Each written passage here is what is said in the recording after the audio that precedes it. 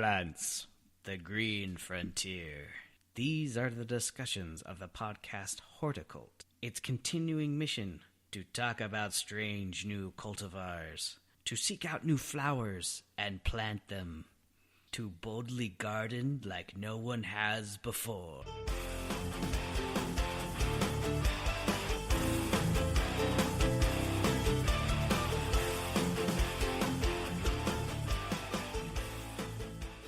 What's up, everybody? This is Blaine from the Horticult. How y'all doing?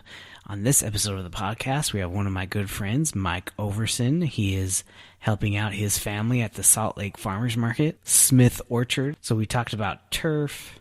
We talked about him trying to start rosemary. We talked about blueberries and pears and why are pears grainy. I thought it was pretty interesting. We talked about urban farming, micro farming, farmland being developed, family gardening, and CSAs, direct sales from farmers. So you can go check those out. He's on Instagram. I'll find those links and share them in the description, and let's get it on. So this is Beef Lane. This is B-Rad. And we are the Horticult. Thanks for coming along for the ride. And with us today is Mike Overson. What's up, dude? Just taking in the surroundings here at the Horticult Studio. Behold its greatness. How do we know each other, Mike?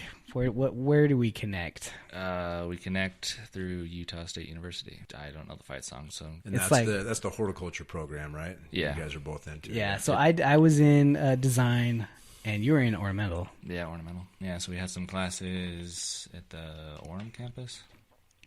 Yeah, we would commute too. Yeah, to Kaysville. Yeah, that's And Salt kind of. Lake. And then you took my job. I did for a while. Yeah. So wait, the Orem campus, is that when they had the greenhouse? No, Salt Lake had the greenhouse. Got it. They got kicked out. Have you been to their new campus? The one off, it's like West Jordan. So or like something the granite school building, they got kicked out of that? Yeah. So I went there to retake my pesticide applicator test to get my license renewed. It is 72nd, like 90th. It's somewhere out there. Just a whole new campus. Yeah, there's no greenhouse, though. It's just like this little single-story office space mecca. It was weird. Blaine, maybe you could donate your greenhouse to the cause. Might help. Oh, man, that'd be funny. So Mike, Karen, I had greenhouse management. I don't think we were going to school. Yeah. And we were the first class to use it. Nice. And he spent so much time trying to get it ready that the only time we were in the greenhouse, he tried to split the class time of half in the classroom and half in the greenhouse. Man, I swear I didn't learn anything because he was still trying to put it together. I think, wasn't Jessica in your class? She was talking about that.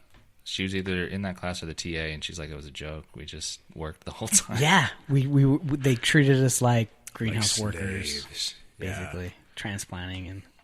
Well, we should do but that for our you program, gain too, some valuable experience, right? That's true. Transplanting and Yeah.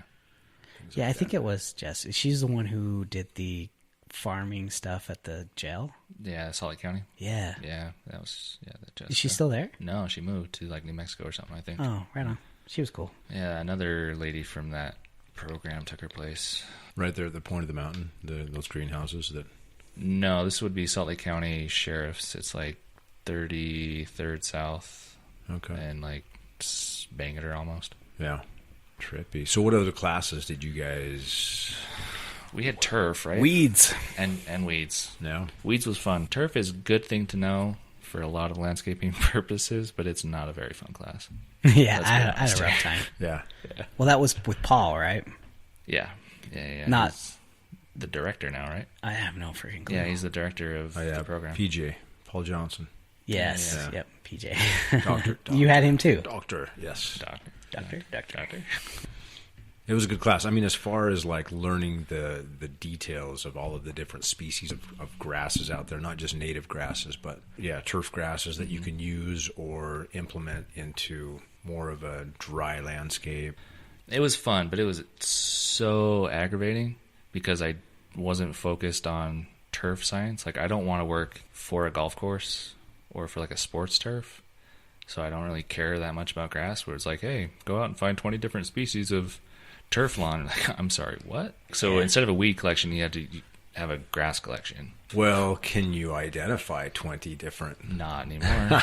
Yeah. I could identify tall fescue, fine fescue, KBG. KGB. What? Kentucky Oh, Bluegrass. right. I was like, did I say it wrong? Is that, no. No. I thought that was the old Russian. No, that's KGB. Oh, right. Yeah, I got that. That's hilarious. Yeah. Man. Ryegrass. Rise, yeah. Ryegrass, and there's buffalo grass. I want to get buffalo, Yeah. if we're being honest with each other. That would be sweet. I don't care. I love the uneven, messy look. Yeah, the unkept. Right, and it's yeah. like, I don't have to mow it except for once a season. I'm down. Totally. Why Well, not? that was what Paul had at his house, right? He showed pictures of buffalo grass and it was just like a meadow. I think so, yeah. He never had to mow it. Yeah. Never had to water it. It's like a kind of a little bit of a clumping grass, but with like rhizomatous. Well, I guess that's the way Kentucky bluegrass is too, but I don't think there was much spread on it, though, if I remember right. I think it was mainly like clumps. you had to plant a million little sprigs. Is that Oh, I could be totally off base, but I think that's Gain. how it was. to gain a turf grass? Like I a think turf. so. Yeah. Or like seeded or whatever. Oh yeah. Plugs was more successful than seeding. Yeah, for sure. That's like me and my tangent. I tried to start rosemary from seed this year. Fun. No, stupid. So dumb. I don't recommend it at all. How did it Just go? not worth it. I think I planted like 50, 60 seeds, and I have 4 that germinated. Yeah. Sweet. That's a great Terrible. ratio. Yeah, terrible. Sorry, back to grass. What? Yeah. So no grass. What? I had a thought about grass. I do listen to your podcast, right? It took me a while to get to it, if we're being honest, but Don't do worry. listen I to it don't. now. No one listens to it. It's okay. No, I saw the numbers, people. I was listening to Cameron Alcott, Progressive Plants. Yeah. I was so happy when he's just like, I think Carl Forster's overplayed. I was like, oh, amen. I hate Carl Forster. Like, it looks good, but it's so played out. No, he has some really good points. Oh yeah. Yeah. But the thing is, he still grows the shiz out of it. That That's was the 'cause thing. it sells. Yeah, well, that's You kind of right, have to right. pad the paycheck. But if you yeah. want it to change, you need to he talked about how to make change, like not to use Carl Forster so much in designs and get architects involved Right. and changing the plant species up and stuff. But he could always grow that and then just upsell a kind of a new improved grass Right, that's right. like not utilized as much. Well, that was another thing that even Cynthia talked about Yeah. was how important nursery professionals are in being able. So if you come with a design and you just have this size of a grass, this many ornamentals or whatever, then those nursery professionals can give you something that fits better. Not exactly, I'm looking for this specific. May Night Salvia. Yeah. It's beautiful, but yeah. I think that's one separation too that you can tell from not just like designing, but like horticulturalists or whatever. We're trying to find something different.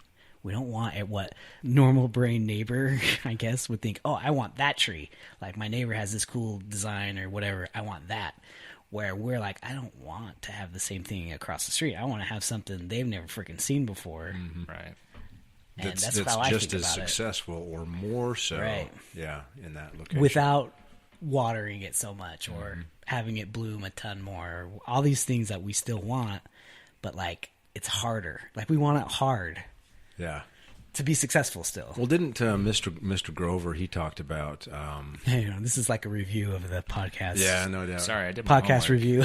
No, it's kind of cool. School. But he talked about like the fruit tree, the apple in particular, that's like will grow pretty much right next to your house, or like The columnar one. Yeah, Right? yeah. That was pretty interesting. Yeah, totally. I didn't realize that there was such a beast. Yeah, neither did I. Sorry, side point. Also, you guys talked about espalier. Espalier. I was at Home Depot for work, and in their garden section, they had 6 apple trees already trellised out, espaliered. Dude. I was like, really? Home Depot's in You're this like, game now? Did you Yoink. snag one? No. Oh, okay. No, I would support my local garden center. Oh, okay, yeah, right. I was buying cheap PVC for a different project. That's why I went to Home Depot. But that's amazing that they're bringing that in. Right? Like that's I mean, there's got to be enough demand where they're like, oh, well, we'll probably sell it. yeah, test the waters, I say. Yeah, I think I've seen them. I have seen them for sure that have already been espaliered out, but just not at Home Depot. I mean, this was the point that Alex made Most people only have 2/10 of an acre. What are you going to put on there? If you have one room for one tree, or you can espalier or get these columnar varieties and have 5. And I'm just thinking of your place, Blaine. Yeah, and on the north side, you've got that 6 feet. Yeah. Yes. Yep. North location wouldn't be the greatest spot for fruit trees. But if that was on the south side and you had that amount of space only, dude, that'd be perfect. You'd never want to put a tree in that amount of space. Yeah, if I had that on the south side, it would be great. Right. I got plans for the south side. Yeah, you got plans. Blueberry bushes everywhere. So you hydrangeas. I'd much rather see a hydrangea than blueberry patches. Oh my gosh. Go ahead. What's up? Wait, tell us the blueberry story. I saw someone was selling blueberries. They sell them all the time. I just saw them. Right, Where was I last? I can't even remember. Although, And I was like, blueberries, idiots. well, okay, another side note. I'm rocking my favorite shirt from the farmers market, right? Yeah. So Weeksberry from northern Utah. Weeksberries, have you ever heard of them? They grow blueberries in the state of Utah, and they manage their beds appropriately. Shout out to them. And they produce awesome fruit. So, I mean, you can do it, and they do it on a large enough scale to sell at the farmer's market, but that's a commercial venture. I think for the classic homeowner, like, wait, I'm sorry, I have to do what? Well, if you think about the cost that goes into maintaining the soil, pH, and everything else, here in Utah, to get a successful crop of blueberries, by that point you could have shipped down 17 truckloads for the same price. Right. You know what I'm saying? Anyway, yeah, that is cool. Yeah, buy local, man. Well, my sister does it as a hobby. So she lives in Washington. Oh, nice. So she found this local blueberry grower guy and buys his old stock that he wasn't able to sell or whatever. And she's known now as like the blueberry lady. Oh, like resell. Yeah. She resells it? Yeah. Oh, nice. So she'll take it and she gets it at such a low cost, but she still is able to keep it below retail if you were going to buy it somewhere else. So she like sells blueberry bushes, and then she's planted like what they don't sell, they plant. And so she has like these different blueberry bushes that bloom at different times. So they have blueberries like almost all year. It's ridiculous. That's cool. So shout out Melissa, blueberry lady. Go get your blueberry on. I actually don't even really like blueberries. Oh, dude, they're so good. Like fresh blueberries. I'm with you. They're like kind of grainy. Yeah. Or something. Yeah. And my kids love them. That graininess is the goodness. That's like the vitamins and it's minerals. all you, bro. Yeah, you take it. I'll take them. I'd much rather eat a pear with a grain. See the yes, my man. Yeah, pears have grain. Yeah. I love a pear when it's just like you take off the sticker and it like peels the skin off, and you're like, that's ready. Love it. It's so you soft. Remember the name of the fibers that's in the pear, horticulturally speaking? The fibers that are inside a pear or something it's like not that. sclerid, is it? I was trying to think of the word. You're on it. You're on to something. Something like that. Where they take the sugar and then they repackage it into starch, and so it's little grains of starch because it's a better food storage module, and that's the grain in pears. That's what I remember. Sclerotium fibers. Something like that. Yeah. I didn't have to take fruit production.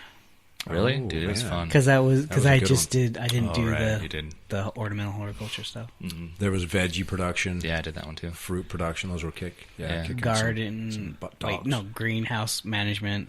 I was going to minor in horticulture, ornamental horticulture. So I had it on my list at first, and then I was like, I'm kind of done with school. Right. So I ended a whole year early because I didn't minor in ornamental. But now I kind of was like, dang it, I kind of missed out, I think. What's that? What was your professor, instructor? For which class? The veggie production and fruit production. Dr. Dan, the veggie man. Shout out to Dan Drost. Dr. Dan. Nice. He got his PhD in like asparagus or something like that, right?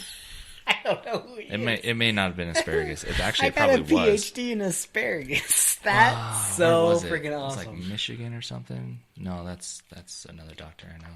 That's Brent Black. He did his in cherries, I think. Okay. But Dr. Dan Drost, he's amazing. He's chock full of knowledge. Dr. Rosen. Dr. Rosen. Sorry, just kidding. I don't get it. Wasn't that on? Oh, yeah, never mind. It was on like an old Chevy Chase. Chase. Yeah. Oh, I don't know. Well, it was like that's what we would say to that guy that came to Marinda, which that's the other one. He took my spot at Marinda. That's what we were saying before. Oh, so we've all worked at Right. Marinda. Yeah. And You were post Blaine. yeah, I was post Yeah. Blaine. Yeah. I was post Blaine. No, just kidding. Yes, you were. Yes, I was. The other Blaine. I still have those shirts from the little So do I. Marinda bucks we got. You had to like spend on swag. Oh, totally. I told you I wear it to bed. Yeah, you Yeah, get the dude. dollars and you could buy the shampoo and Yeah, the Marinda the shampoo. candy bars, you know the what we're talking clothes. No, about. dude, that was after my time. No, they called it was like a something. No, perk. you had it. They just called it something different. Where you could buy product as an employee. Yeah. Yeah. I had like cases remember? of the drink. It was Well, I remember. Yeah, You just would buy Noni. filling out like a little sheet of paper or something Yeah, like yeah. that, handing it in, Yeah. and you're Yeah. good to go. Oh, okay, yeah, that Yeah. stuff. got it. I still have some shampoo. I don't know. I got like 20 shirts. I still have them. Yeah, I wear the bioactivist ones. Oh yeah. Yeah. I still wear those. So Yes, sir. weeds class. Oh, wait, you Weeds had was turf. You guys had amazing. turf grass. You also had weeds. Weed management Yeah. I did. with Samantha. Yeah, Samantha, who's also been on the Almond podcast. Starlight or We almond. yeah, Almond right. Yeah, yeah. Yeah. We would commute together, all three of us. Yeah. The trio, huh? That was a freaking fun time, man. Yeah, except you're a crazy driver. If we're just throwing that out there. Sorry, All I'll right. throw you under the bus. Right? Like my wife complains that I drive like an old man because I'm just like, okay. dee, dee, dee, No, dee, you dee. just like to look at people when you're driving. Oh yeah, Brandon does the same thing. Like though. you in the- talk to in the me. rearview That's so mirror, or- true. No, Yeah. no. Okay, Like so if I'm you're in- sitting if next I'm to in the me. back seat. We'll be like going to Weeds class. We'll be like, "Hey, did you see that over there?" It's like Oh, no Blaine, way. watch the road. And I'm like, "No, it's cool, man. I got it."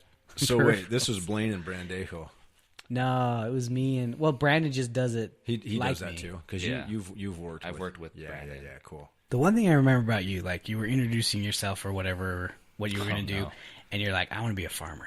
I still do. Yeah, see? Yeah. What kind You're of the farmer, only right? person that we went to school with that was like, I want to be a farmer. Everyone else was like, I want to design stuff. I want to grow flowers. Man, I have so many questions about the farming thing Go ahead. because I had just heard a statistic that the median or the average age of farmers today is 57. Yeah, it's actually gone down. It used to be like 60 some odd, but there's such a large increase of like, especially urban agriculture. So there's a lot more younger people getting into it. So it's all like micro farming because they don't have thousands of like soybean acres. Right. It's people that are working on percentages of an acre or several acres. And it's kind of this new and upcoming generation Yeah. that's really kicking it off. That's cool. Yeah, so now I've wanted to be a farmer since I was a little kid. This shirt, so shout out Salt Lake Farmers Market Yeah. during the summer. So we're there with my in-laws' orchard. So I hustle fruit, So what's the orchard? Smith Orchards, Utah. What's your crops? Oh, boy, you're all different. kinds. Is it really? Yeah, so apples, peaches. apricots, aprium, pluots, cherries, peaches, nectarine. There's like 2 varieties. I love nectarines, by the way. Pears, Asian pear. I already said apple. I think that's it. And it's the Smith Orchards. Smith Orchards. Okay, well that's easy to remember. So is it kind of hard to get on the Salt Lake Farmers Market? Well, my father-in-law's been kicking butt and taking names for a long time. He's actually, I think that farm is the longest continually running farm in Utah County since like the 1860s. Wait, where is it? It's More or less. Provo-ish. Benchy. Yeah. Just trying to get more into the social media game, which I think will help. No, so we go there and we can crush it on Saturdays because we have good So cool. fruit. But I want to farm, so I'm trying to break into like the vegetable aspect of it. Do you get a chance to prune any of those in the orchard part of things? My wife has done a lot of pruning the past 2 years. A total of 4 hours. Okay, yeah. Do they hire it out? No, They do it's it like themselves. Her, Oh, yeah, it's that's been a- her dad, her brother, and her. Does your wife want to take it over, or she just kind of does it? Because how old is your father-in-law? I don't know how old he is. He's getting up there though. Yeah. But she would like to, like, definitely not see it go away. She pivoted. She used to be she wasn't a certified chef. She was a cook. But she went to culinary school. She went from preparing food to now food production. So, and growing that food for... That's what we want to get into, and that's another reason why I want to get into like small scale agriculture, like farm to table type stuff. Well, that was the other thing that Cameron's mom got into, right? The hydroponic stuff. Yeah, I want to see that stuff. Yeah. I want to go out there. I want to talk to... Dude, I bet he totally would show you around. Mm-hmm. Erica. There it is. I know her husband's name. Shout out, Erica. Yeah, she hosted a Facebook group gathering at her house. Oh, nice. So we all got together. I don't know how I got invited, but somehow I saw it. I was dude. like, ooh. Horticulture. Yeah, because you're beef lane. Oh, it was the you professional... are beef lane. I am beef lane. It was the... I remember now. It was the professional group. It's a closed professional group, I guess, of horticulturalists. And I invite... You're not in it. You don't do Facebook. Dude, yeah, not really. I mean, Pound Facebook. it. I'm there. I love Facebook. Facebook's amazing. No, well, I just use it for marketing. I actually deleted it. I had it for when it first came out, and then I deleted it, and then I was like, "Crap! All I'm of starting your this. memories are gone. I gotta start." It's true. I lost a lot of pictures. I was like, "Well, that probably wasn't the best idea." At least it wasn't MySpace, right? Yeah. They lost yeah. like 7 years of their stuff, didn't they, or something like that? MySpace? Did you hear about that? Uh-uh. MySpace was doing they were doing like a server migration or whatever, so they lost several years because their servers just crapped out. Wow. Of So, people's yeah, pictures like, and totally. information and stuff. Yeah, Wow. totally. For like these block of years, like, meh, it's gone. The farm. Yes, sir. Your ultimate dream, if you had the funding and all of that, one, where would you purchase the land? And two, what crop would it be? Or what crops? Asparagus. No, wait, just kidding. I don't have the patience for asparagus. Practical outlook, you'd have to go Southern Utah County because there's no more there's very little farmland from like Payson north.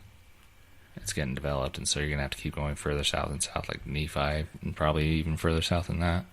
How many acres? I mean, what's your ultimate like?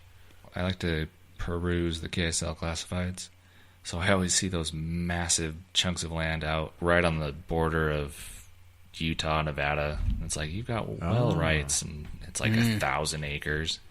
I'd love to just pop my little house out in the middle and be able to shoot in any direction. Be like, if I hit you, that's your fault. You should not be here. That's my Set up your goal. irrigation system Yeah. and then just roll with it, huh? Yeah.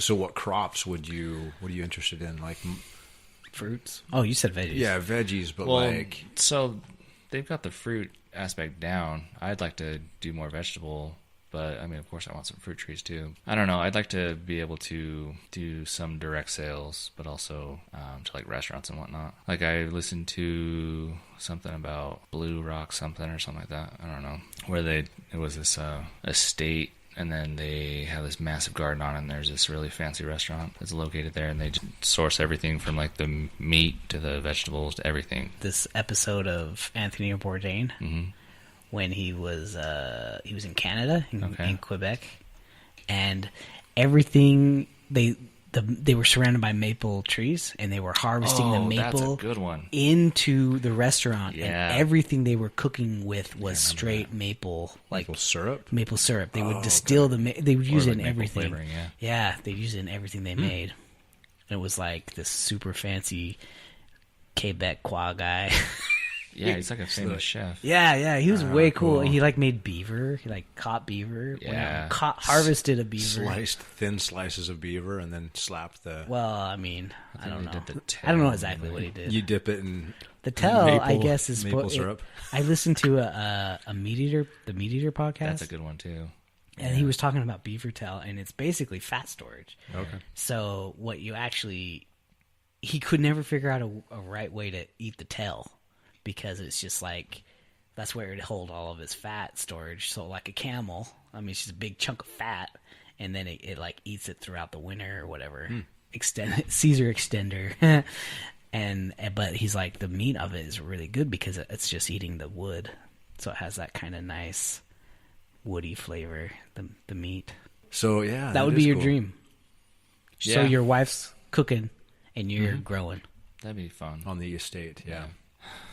I mean, regardless of what happens with the economy, people are always going to need to eat. Whether or not you're trading paper money or goods and services, people are always going to not want to cook for themselves. That's a good call. I just had a thought as far as gardens and things like that, and people growing their own food. I mean, here in Utah, there's a lot of gardens, right? Little personal gardens in everybody's backyard or whatever, and that's just kind of how things have been for generations. But it seems like to me that concept is only going to grow larger, and I think maybe like community gardens is part of that.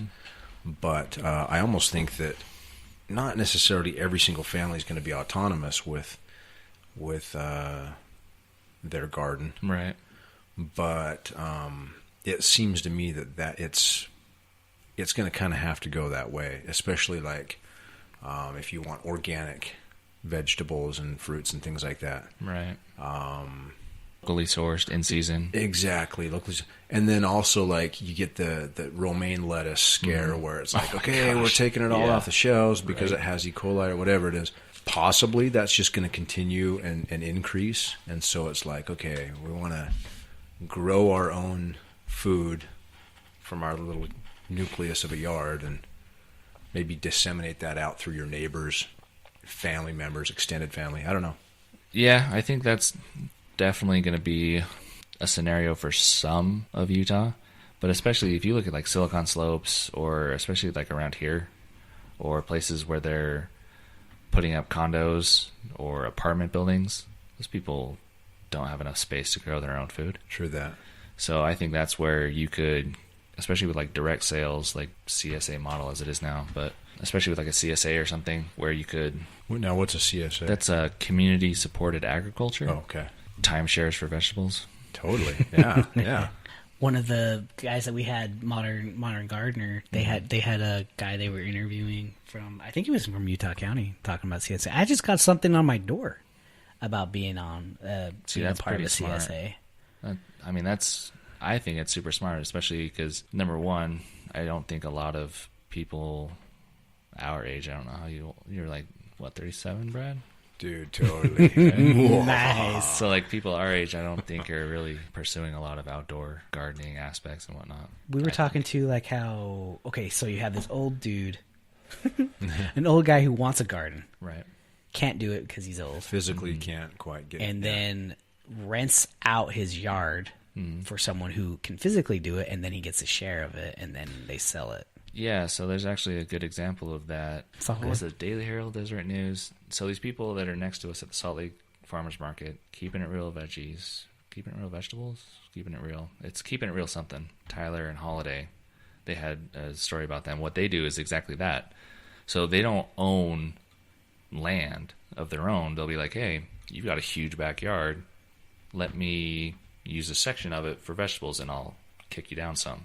Nice. And so what they do is they've got little allotments, and that's what I was trying to get to, was allotments. But so they've got little stuff spread out around Salt Lake County, and then from those plots, then they sell their stuff at the markets. And so they do, I think they do like Park City. I know they do Salt Lake. I think they do Wheeler Farm maybe or something. I don't know. They do a lot. So it's like the Airbnb of gardening. Right. I mean, it's like, that's such a brilliant idea to utilize space that's not being utilized for something. So well, yeah, if like you've got a half acre of grass and you're in your 40s with no kids, why do you need a half acre of grass? It's true. Like your Chihuahua does not need that. No, not 40. Well, that's another thing that even Cynthia was saying. Even if you have a huge, gigantic yard, average that one individual will use at a time was like... Yeah. So she has the number. And the Chihuahua can still, go out and enjoy the See, I thought bit of that was turf grass fascinating. that's there. It doesn't matter how much you have. I mean, use it. You got to define what using is, but yeah. So there's one group that I belong to. Is I think it's like it's called Square Foot Gardening. Yeah, that's a good idea. See, that's kind of cool. How much you can produce in such a small area. That's like gardens. Permaculture, right? It's great. Yeah. Well, I've seen different things about permaculture, so I'm still kind of like not different sure exactly. levels of where it's just kind of happening. Like you've designed this garden to where it naturally will grow and spread is an aspect of gardening. Yeah, I think it's an aspect of gardening. It's very deliberate. You're planting your landscape with the sole intention of it being beneficial to you in one way or another.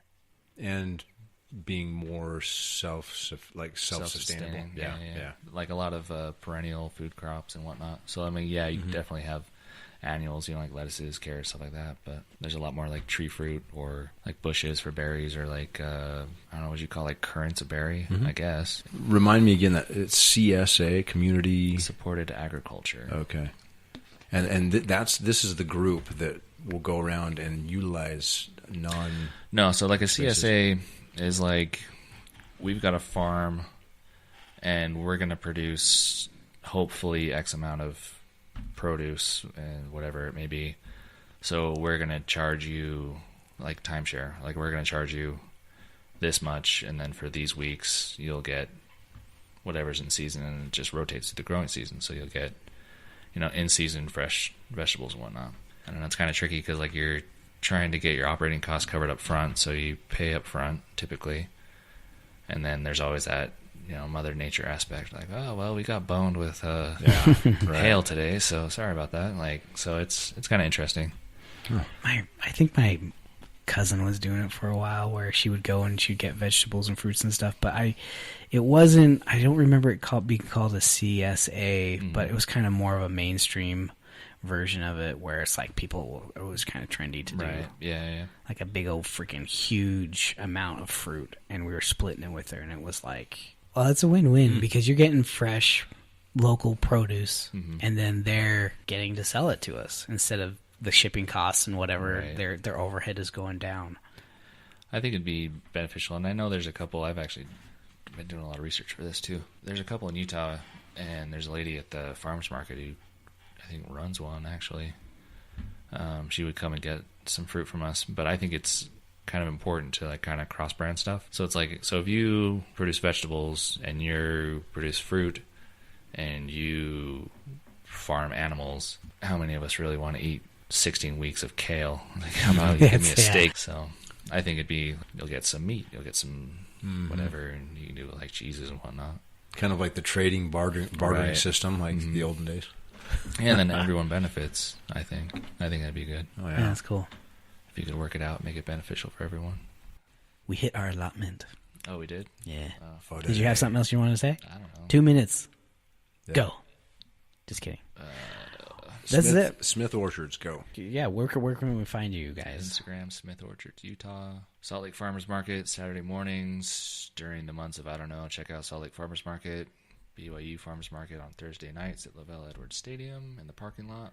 Farmers Market, go check it out. Awesome. Thanks, Brad. You betcha. See you next time. Later. Bye. All right, there we go. I just want to thank Mike for being our guest. Thank you so much. I want to thank Brad for doing this podcast with me. Thank you, Brad. I want to thank you, the podlings out there listening. We love you. Thank you so much. Come find us on Facebook and Instagram. And don't forget about thehorticult.com for all your horticult needs. If you really love us back, hey, give us a rating on Apple Podcasts, on iTunes. Give us a rating and let us know how you feel. And we'll catch you next time. Plant on, Babylon.